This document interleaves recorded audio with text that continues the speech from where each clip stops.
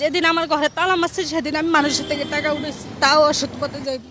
অনেক লোকে আমাকে বলছে, কিন্তু আমি অসৎ পথে ইনকাম করতে চাই না, আমি সৎ পথে ইনকাম করতে চাই। রাত্রে 12টা বাজে আমার ঘরে তালা মারছে, তারপর আমি বাড়িওয়ালার হাতে পায়ে ধরছি, কিন্তু রুমে তালা খোলে নাই। 20% মানুষ আমাকে খারাপ কথা বলছে, কিন্তু আমি বলছি যে আমি খারাপ পথে ইনকাম করতে চাই না। কেউ যদি আমাকে হাওলাত হিসাবে দেয়, আমি 2 মাস পরে আমি শোধ করে দেব।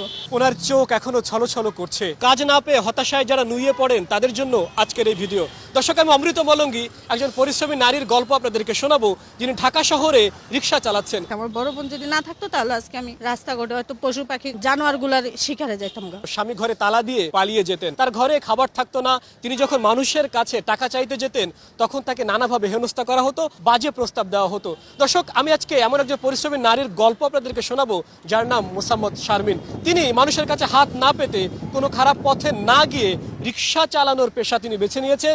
3 সপ্তাহ ধরে তিনি রিক্সা চালাচ্ছেন।